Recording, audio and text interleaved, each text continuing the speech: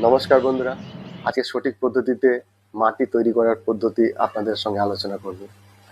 সঠিক পদ্ধতিতে মাটি তৈরি করলেই কিন্তু এই মাটির গুণমান অনেকটাই বেড়ে যায় এবং এই মাটিটা হয় মহাশক্তিশালী মাটি। এবং আজকে বিশেষ করে আমি আলোচনা করব পুরনো টবের মাটিটাকে কি কি মেশালে, কি অনুপাতে মেশালে সেই মাটিটাই কিন্তু হয়ে উঠবে মহাশক্তিশালী মাটি। যেই মাটিতে একবার যদি আপনি গাছ প্রতিস্থাপন করেন তাহলে কিন্তু চমকে দেওয়ার মতো রেজাল্ট পাবেন। আপনার গাছ হবে সবার থেকে সেরা গাছ, আপনার গাছে প্রচুর ফুল আসবে, আর ফলের গাছ হলে প্রচুর ফল পাবেন। তো বন্ধুরা, আজকে মেনলি আমি আলোচনা করব পুরনো টবের মাটি আমরা কিভাবে নতুন করে আবার এটাকে মহাশক্তিশালী করে গাছের উপযোগী মাটি হিসাবে তৈরি করতে পারি। তো আজকে মেনলি আমি 3টে স্টেজে এই মাটি তৈরি করার পদ্ধতিটাকে ভাগ করেছি। আর প্রতিটা ধাপের মধ্যে প্রথম ধাপে যেটা আলোচনা করেছি সেটা হচ্ছে এই পুরনো মাটি, যে মাটিতে প্রচুর পরিমাণ আগাছা, শিকড় এবং অনেক রকম পোকামাকড় থেকে থাকে, সেই মাটিটাকে আমরা কিভাবে শোধন করব। আর দ্বিতীয় ধাপে আলোচনা করব এই যে মাটি, যেটা পুরনো টবের মাটি, যেখানে নিউট্রিশন নেই বললেই চলে, সেই মাটিকে কিভাবে আবার আমরা নিউট্রিশনে ভরপুর করতে পারি, যেখানে গাছ সুন্দরভাবে বড় হতে পারে। আর থার্ড নম্বর স্টেজে আমরা আলোচনা করব এই মাটিটাকে কিভাবে আমরা মহাশক্তিশালী মাটি তৈরি করতে পারি, কি পদ্ধতিতে মাটিটা মেশালে এর ড্রেনেজ সিস্টেমটা ভালো হবে, কি পদ্ধতিতে আমরা এই মাটিটা মেশালে বিভিন্ন গাছের জন্য বিভিন্ন মাটি আমরা কিভাবে তৈরি করব। তো বন্ধুরা, আজকে সবটাই থাকছে, তো তাই ভিডিওটা আপনাদের শেষ পর্যন্ত দেখার অনুরোধ রইল। আর কিছুদিন আগে আমি একটা ভিডিও শেয়ার করেছিলাম মাটি তৈরির, সেখানে অনেকেই কিন্তু এর সঠিক অনুপাতটা জানতে চেয়েছিলেন। আশা করি আজকে তার উত্তর এই ভিডিওটা দেখার মাধ্যমে পেয়ে যাবেন। তো চলুন বন্ধুরা, ভিডিওটা আমরা শুরু করি, আর ভিডিওটা শেষ পর্যন্ত দেখার অনুরোধ রইল। মাটি তৈরির প্রথম স্টেজে আমরা যে মাটিটা নেব তা হচ্ছে পুরনো টবের মাটি, অথবা আমাদের যে রিপোর্টিং এর সময় যে মাটিটা আমরা পাই সেই সব মাটি। এই মাটিগুলোর মধ্যে কিছু শিকড় থাকে, সেই শিকড়গুলোকে আমরা এই মাটি থেকে প্রথমে সরিয়ে দেওয়ার চেষ্টা করব। তারপর এই মাটিগুলোকে চেলে নেব যাতে এখানে কোনো পাথর বা শিকড় না থাকে। এরপর যখন মাটিটা চালা হয়ে যাবে তখন আমি 10 ইঞ্চির একটা টব নিয়ে নেব। এই 10 ইঞ্চির টবটা আমার এই মাটি তৈরি করার মেজারমেন্ট হিসেবে কাজ করবে। আমি এখানে 1 টব মাটি প্রথমে নিয়ে নিচ্ছি এবং এই যে আমার একটা গামলা আছে, এই গামলাটাতে আমি 3 টব মাটি দেব এবং এটা আমার একটা মেজারমেন্ট থাকবে যে এই 3 টব মাটি আমার এক গামলা, অর্থাৎ এক গামলা সমান 3 টবের মতো মাটি। তো এই মেজারমেন্ট নিয়ে আমি আজকের এই মাটিটা তৈরি করব এবং এই টবটা কিন্তু আমি শেষ পর্যন্ত আপনাদের মেজারমেন্ট হিসাবে দেখাবো, 10 ইঞ্চির টব। এবার দেখুন এখানে 5 গামলা মাটি আছে, অর্থাৎ 5 গামলা সমান সমান 15 টব মাটি আছে। এই 15 টবের মাটির হিসাব প্রথমে আপনাদের দেখাচ্ছি। যে 15 টব যে মাটি আমি পেলাম, এই প্রতি টবে মাটির জন্য আমি এখানে প্রথমে যেটা নিচ্ছি সেটা হচ্ছে চুন। এই প্রত্যেক টবের জন্য 1 চামচ করে আমি চুন নেব। আপনাদের এখানে বললাম এখানে আমার 15 টব মাটি আছে, অর্থাৎ প্রত্যেক গামলার জন্য 3 টব মাটি। আর এই চুন আমরা একটা কারণেই দেব, এই চুন কিন্তু গাছের যে মধ্যে যে প্রয়োজনীয় যে ক্যালসিয়াম এই চুন থেকে পাবে। আর এতদিন যে মাটিটার মধ্যে বিভিন্ন রকম ফাঙ্গাস এবং পোকামাকড়ের আক্রমণ হয়েছিল তা কিন্তু এই চুন দ্বারা সেগুলো দূর হবে। তো প্রথমে আমরা চুন নিয়ে নিলাম, আর কিছু শিকড় যে থাকবে সেই শিকড়গুলোকে কিন্তু এই চুন অনায়াসে নষ্ট করবে। এবার এগুলোকে কিন্তু আমরা ভালো করে মিশিয়ে নেব। তবে এখানে একটা কথা বলিনি যে এখানে কিন্তু প্রতি 10 ইঞ্চি টবের মাটির জন্য আমরা 1 চামচ চুন ব্যবহার করব। অর্থাৎ আপনাদের যদি টবের মাটির পরিমাণ হয় 5 টব মাটি, তাহলে আপনারা 5 চামচ চুন ব্যবহার করবেন। এরপর আমরা হালকা জল দিয়ে এটাকে ভিজিয়ে দেব যাতে চুনের সঙ্গে মাটির একটা বিক্রিয়া ঘটে। তার ফলে এই মাটির মধ্যে অবস্থিত বিভিন্ন রকম ফাঙ্গাস, পোকামাকড়, ব্যাকটেরিয়া, কীটপতঙ্গ যাতে নষ্ট হয়ে যায় এবং কিছু পুরনো গাছের শিকড়। দেখুন মাটির মধ্যে একটা কালার চলে এসেছে। আপনারা এইভাবে এটাকে ভালো করে মিশিয়ে নিয়ে এবার একটু ছড়িয়ে দেবেন। ছড়িয়ে দিলে কী হবে, এটা কিন্তু তাড়াতাড়ি শুকাবে। এবার এটাকে আমি কয়েকদিন এভাবে রেখে দেব যাতে এটা ভালো মতো শুকায়। আর ভালো মতো শুকানোর জন্য এটাকে কিন্তু নেড়ে দেবো। এইভাবে মাটিটা চড়া রোদে রেখে দিলে এই মাটির মধ্যে অবস্থিত বিভিন্ন রকম পোকা মাকড়, ফাঙ্গাস সব কিন্তু মারা যাবে। সঙ্গে মারা যাবে এর মধ্যে অবস্থিত উপকারী ব্যাকটেরিয়া এবং অণুজীবগুলো। তো এই মাটির মধ্যে আবার সেই উপকারী ব্যাকটেরিয়া এবং অণুজীবগুলোকে কিভাবে ফিরিয়ে আনবো তারও কিন্তু প্রসেস আমি এখানে আলোচনা করব। বন্ধুরা, এবার আমরা চলে এসেছি দ্বিতীয় স্টেপে। এই স্টেপে আমরা কিন্তু এই মাটির মধ্যে এখন নিউট্রিশন অ্যাড করব, কারণ এই মাটির মধ্যে নিউট্রিশন নেই বললেই চলে। আর তার জন্য আমি এখানে 10টা টব নিয়েছি, তার মধ্যে কিছুটা আছে গোবর সার, কিছুটা আছে পুরনো টবের মাটি, আর কিছুটা আছে নতুন টবের মাটি। তো এখানে 10টা টব 10 ইঞ্চি, অর্থাৎ 10টা টবের মাটির পরিমাণ আমি এখানে দেখাবো। তো প্রথমে যে 4টা টব দেখতে পাচ্ছেন, এই 4টা টবের মধ্যে আছে পুরনো গোবর সার। আর এখানে যে 5টা টব দেখতে পাচ্ছেন, এই 5টা টবের মধ্যে আছে পুরনো গার্ডেন সয়েল। আর এই যে আর একটা টব আছে, এটার মধ্যে আছে নতুন গার্ডেন সয়েল। আমরা এখানে যে রেশিওতে মাটিটা মেশাবো তা হচ্ছে পুরনো টবের মাটি নেব আমরা 50%, অর্থাৎ 5 ভাগ, এবং নতুন গার্ডেন সয়েল নেব আমরা 10%, অর্থাৎ 1 ভাগ, এবং কম্পোস্ট বা গোবর সার মেশাবো 40%, অর্থাৎ 4 ভাগ। টোটাল হলো 10 ভাগ এবং 100%। অর্থাৎ দেখুন, আমি এখানে 10 টব মাটি নিয়েছি, এই 10 টব হচ্ছে 100%, অর্থাৎ প্রত্যেকটা টব হচ্ছে 1 ভাগ করে। অর্থাৎ আমি এখানে নিয়েছি 5 ভাগ পুরনো টবের মাটি, অর্থাৎ 50%, এবং 4 টব নিয়েছি আমি গোবর সার, অর্থাৎ এটা হচ্ছে 40% বা 4 ভাগ, এবং 1 ভাগ নিয়েছি আমি নতুন মাটি। দেখুন, নতুন গার্ডেন সয়েল অবশ্যই নেবেন, কারণ আমরা যে এখানে পুরনো গার্ডেন সয়েলগুলো নিয়েছি, সেই গার্ডেন সয়েলগুলো কিন্তু আমরা চড়া রোদে শুকিয়েছিলাম, এবং সেক্ষেত্রে কিন্তু এই মাটির মধ্যে যতগুলো উপকারী ব্যাকটেরিয়া এবং অণুজীব সব মারা গেছে। তাই এর মধ্যে উপকারী ব্যাকটেরিয়া এবং অণুজীব অ্যাড করার জন্য আমাদের নতুন গার্ডেন সয়েল অবশ্যই নিতে হবে। এর সাথে আমরা গোবর সার কিংবা ভার্মি কম্পোস্ট অবশ্যই অ্যাড করব। এর ফলে এর মধ্যে যে যত কেঁচোগুলো মারা গেছে, সেই কেঁচোগুলো কিন্তু আবার এই মাটির মধ্যে ফিরে আসবে। চলুন, এর সঙ্গে আমি আরও 3টে উপাদান এবার যোগ করব। একটা হচ্ছে এনপিকে। এই এনপিকে 10-26-26, এটা কিন্তু কৃষকরা তাদের জমি প্রস্তুতির সময় এই এনপিকেটা ব্যবহার করে থাকে। এতে কিন্তু মাটির উর্বরতা অনেকটাই বেড়ে যায়। আমি যেহেতু এখানে 10 টব মাটি তৈরি করছি, তাই আমি 10 চামচ এই এনপিকেটা নিয়ে নেব।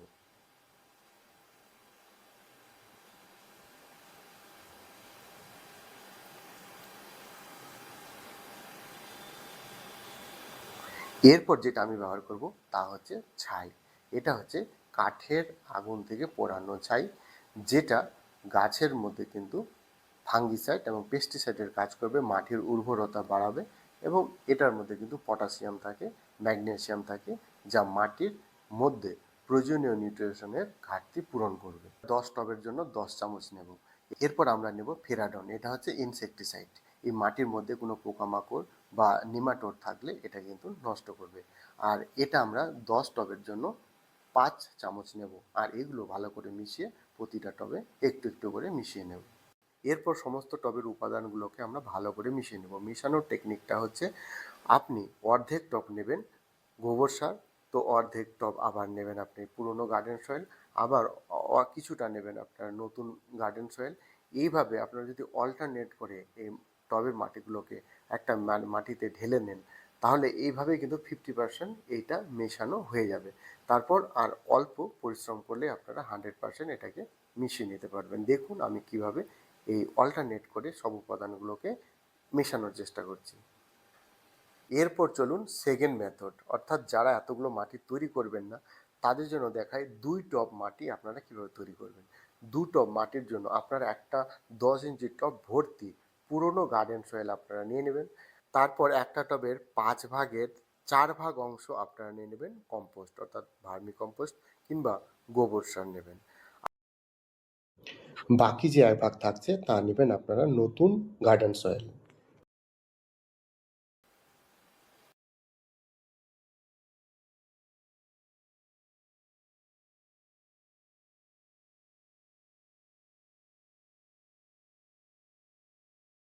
এরপর আপনারা নিয়ে নেবেন এনপিকে। এনপিকে নেবেন 2 টবের জন্য 2 চামচ। এরপর নেবেন ছাই। ছাই নেবেন 2 টবের জন্য 2 চামচ। এরপর নেবেন ফেরাডন। ফেরাডন নেবেন 2 টবের জন্য 1 চামচ। আর এইভাবে আপনারা এই রেশিওতে মিশিয়ে এটাকে ভালো করে মিশিয়ে নিন। এরপর আমরা এর সঙ্গে যোগ করব সর্ষের খোল পচা জল, অর্থাৎ যে রেশিওতে আমরা সর্ষের খোল পচা জল রেডি করি, সেই রেশিওতে আমরা এটাকে রেডি করব। প্রথমে আমরা 200 গ্রাম সর্ষের খোল নিয়ে নেব, আর এই 200 গ্রাম সর্ষের খোল একটা মাটির পাত্রে নেব, দিয়ে 2 লিটার জল আমরা এর সঙ্গে অ্যাড করব। এরপর এটাকে কিন্তু আমরা কয়েকদিন এইভাবে ঢাকনা দিয়ে রেখে দেব। 2-3 দিন পর এটাকে ভালো করে পচিয়ে নেওয়ার পর এর সঙ্গে আমরা আরও 18 লিটার জল মিশিয়ে এটা 20 লিটারের একটা সর্ষের খোল পচা জল আমরা রেডি করে নেব। আর এই সর্ষের খোল পচা জল আমরা এখন এই মাটিটাতে ভালো করে মিশিয়ে নেব। আপনারা এরকম জল দেওয়া পাত্র ব্যবহার করতে পারেন বা সরাসরি জগের মাধ্যমেও দিতে পারেন। এইটাকে এইভাবে ভালো করে ভিজিয়ে যদি আপনারা রেখে দেন, কিছুক্ষণ পর আবার এটাকে ভালো করে নেড়ে প্রয়োজনে আবার এটার সঙ্গে জল মিশান। এইভাবে মেশাতে মেশাতে মাটিটা যতক্ষণে না সবটাই ভালো মতো মিশে যাচ্ছে এই সর্ষের খোল পচা জল, ততক্ষণে কিন্তু জল বারবার দিতে থাকুন। আপনারা দেখুন আমার এই মাটিটার কি সুন্দর কালার হয়ে গেছে এবং কি ঝুরঝুরা হয়ে গেছে। এরপর এই মাটিটাকে আমরা বস্তায় ভরে দেব এবং বস্তার মুখ বন্ধ করে মিনিমাম 10 দিন এই মাটিটাকে রেখে দেব। 10 দিন পর এই মাটির সঙ্গে আরও কিছু উপাদান মিশিয়ে আমরা ব্যবহার করব। বন্ধুরা, আমরা চলে এসেছি একদম থার্ড স্টেজে। এই থার্ড স্টেজে আমরা যেটা করব তা হচ্ছে, এই যে মাটিটা আমরা তৈরি করে রেখেছি এবং এটা প্রায় 10 দিন রাখা হয়ে গেছে, আমি সেখান থেকে কিছুটা মাটি নিয়েছি। থার্ড স্টেজে আমরা যেটা করব তা হচ্ছে এই মাটিটাকে কিভাবে আমরা মহাশক্তিশালী মাটিতে পরিণত করব এবং বিভিন্ন গাছের জন্য কিভাবে আমরা উপযোগী মাটিটা তৈরি করতে পারবো। তো সেটারই আজকে হিসাব আপনাদেরকে আমি দেখাবো।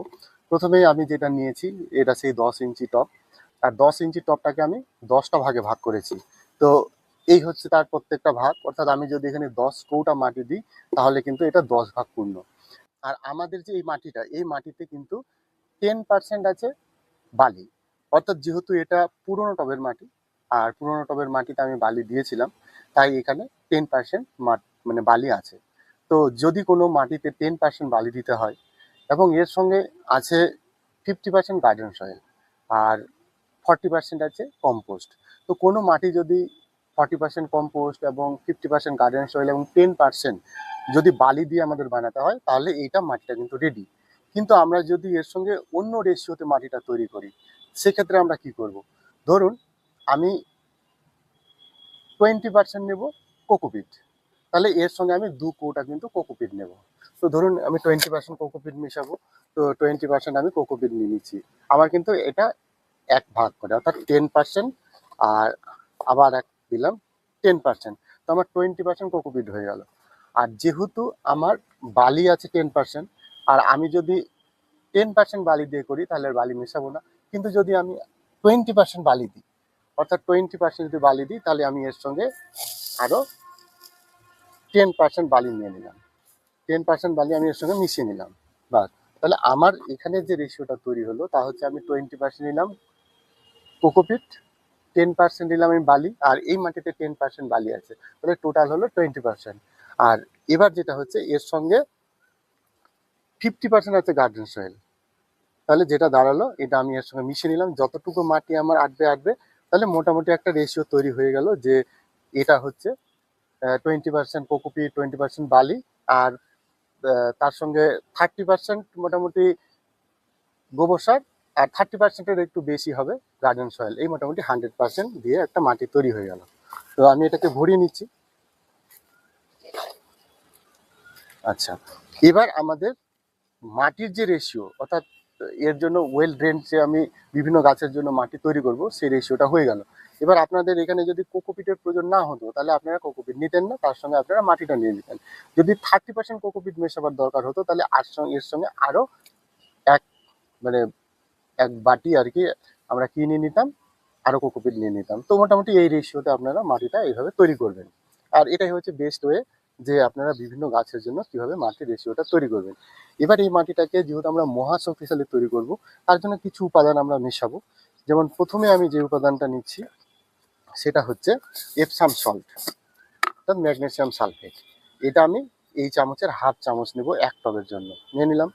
আর এর সঙ্গে নিচ্ছি আমি এটা হাড় গুঁড়ো, আমি হাড় গুঁড়ো নিব 1 চামচ, আমি 1 চামচ হাড় গুঁড়ো নিয়ে নিলাম।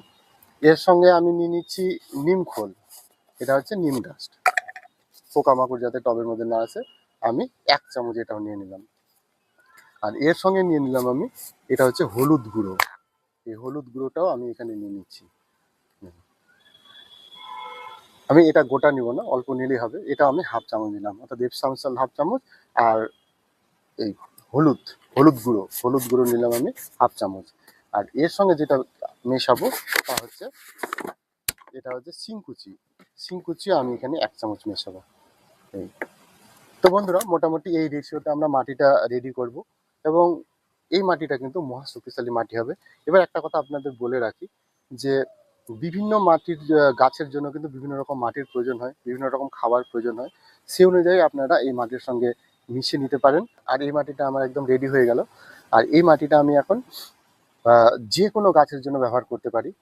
আর বিশেষ করে যে ইনডোর গাছগুলো হয়, ইনডোর প্ল্যান্টের জন্য এই রেশিওতে মাটি তৈরি করলে সবচেয়ে ভালো হয়। অর্থাৎ যেখানে 30% কম্পোস্ট, 30% গার্ডেন সয়েল এবং 20% বালি এবং 20% কোকোপিট। আর তার সঙ্গে এই যে আনুষঙ্গিক জিনিসগুলো মেশালাম, এগুলো কিন্তু অপশনাল। এগুলো না মেশালেও কিন্তু আপনার এই মাটিটা খুব ভালো এবং শক্তিশালী একটা মাটি তৈরি হয়েছে। আর এটাকে আমি ভালো তৈরি করব বলেই আমার কাছে যেহেতু এই উপাদানগুলো আছে, তাই আমি এর সঙ্গে মিশিয়ে দিলাম। তো বন্ধুরা, আশা করি ভিডিওটা আপনাদের ভালো লেগেছে। আর ভালো লাগলে অবশ্যই লাইক করবেন। চ্যানেলে নতুন হলে সাবস্ক্রাইব করতে একদম ভুলবেন না। আর এই মাটি যে তৈরি করা দেখলেন, সে বিষয়ে যদি কিছু জানার থাকে বা কোনো যদি মতামত থাকে, অবশ্যই কমেন্ট করে জানাবেন। আর পরবর্তী ভিডিওতে আপনাদের সঙ্গে আবার দেখা হবে। ভালো থাকবেন।